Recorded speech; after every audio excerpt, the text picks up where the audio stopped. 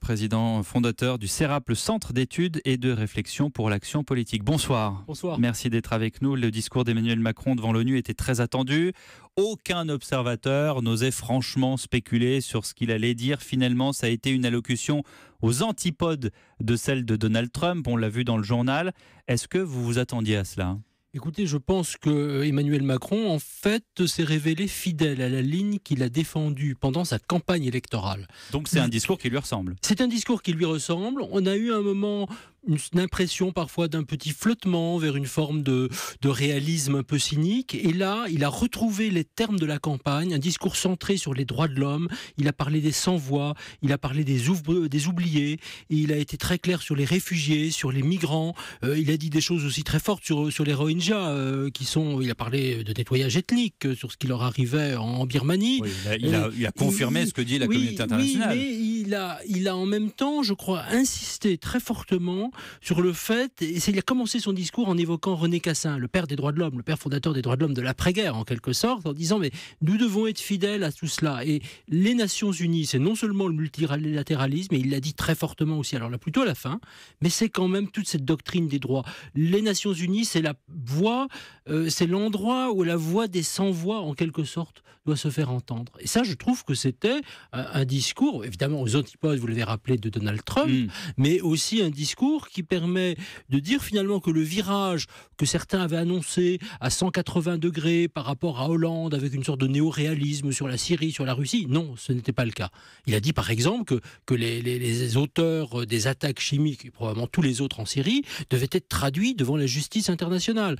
Donc je crois que ce sont des propos qui sont vraiment assez forts. On pensait qu'Emmanuel Macron allait le dire, je pense qu'il est allé encore plus loin. Il l'a fait aussi d'ailleurs sur l'aide au développement, il a rappelé cet objectif. Et puis il a cité des inconnus, des gens qui sont des victimes des massacres dans leur pays, que ce soit les Syriens, que ce soit les Libyens, que ce soit les réfugiés. C'est-à-dire qu'il a parlé, il s'est presque incarné au nom d'une petite fille syrienne. Oui, de Bana, effectivement. C'était quand même assez étonnant.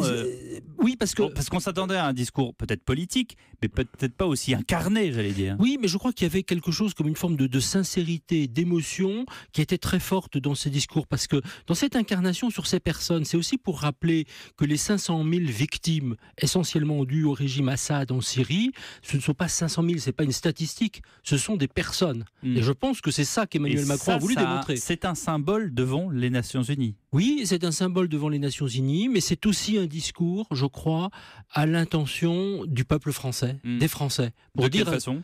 Mais c'est tout simplement dire, écoutez, les migrants, nous sommes à leur côté. Les réfugiés, ne les oublions pas. Il a rappelé la valeur universelle du droit d'asile. Et je crois que ce principe de l'accueil, de l'hospitalité, c'était quelque chose qu'il a aussi rappelé aux Français.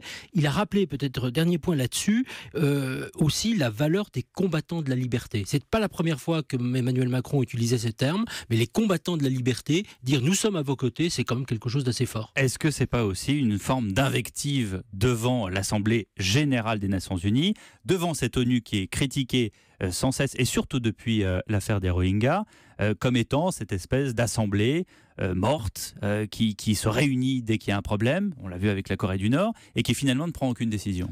Oui, mais d'ailleurs il a rappelé le fiasco sur la Syrie. Avant les Rohingyas, c'est comme le fiasco sur la Syrie, où la communauté internationale et l'ONU... C'est pas un coup de pied dans la fourmilière pour dire la cocotte minute, ça va sauter à un moment donné. Non, mais il l'a dit à la fin, il a dit finalement, si nous ne les protégeons pas, c'est non seulement aussi leur sécurité, leur vie, et ça c'est dramatique, qui sera menacée, mais aussi notre sécurité. Il n'y a pas de barrière. Il l'a rappelé quand il a parlé aussi du fait que finalement il n'y avait plus de frontières en quelque sorte. Et cet éloge du multilatéralisme, y compris pour des règlements sur des questions aussi lourdes, aussi difficiles que la Corée du Nord, l'Iran, il a dit mais ça c'est la mission de l'ONU. Il a dit mais nous allons être au cœur aussi de la réforme des Nations Unies, un serpent de mer. Alors c'est peut-être moins réaliste parce qu'on sait très bien que des pays comme la Russie et la Chine bloquent au Conseil permanent de sécurité des Nations Unies, mais ça c'est toute la valeur de l'ONU qu'il a illustrée.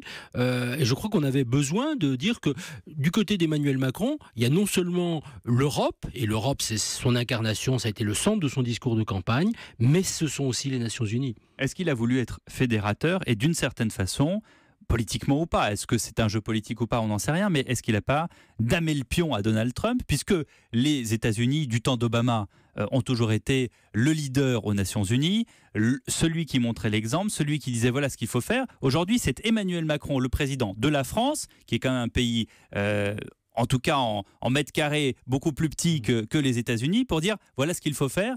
Et c'est lui qui fédère et non plus Donald Trump, qui lui a un discours complètement militariste. Militaire et nationaliste aussi, parce qu'il a rappelé la patrie d'abord, America First, etc. Et là, je crois qu'il y a aussi autre chose, c'est Emmanuel Macron. Il y a le fait qu'il se présente à travers cela comme le vrai leader du monde libre. C'est ça qu'il veut incarner.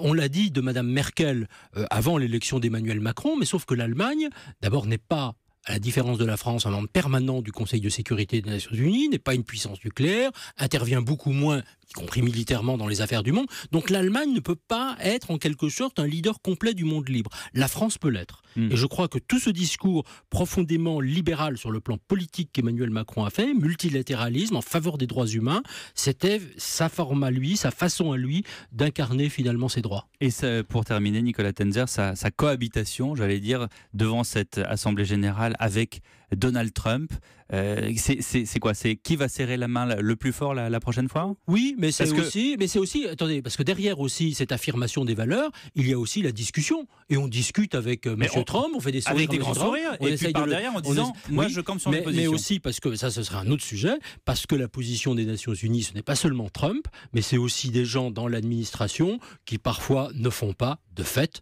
ce que Trump, heureusement d'ailleurs, attend véritablement d'eux. Merci beaucoup Nicolas Tenzer pour ces explications. Vous restez avec nous dans un instant, l'actualité boursière. Europe Nuit. Regarde le look de cette Mini. Oh, c'est la nouvelle édition Black Friday.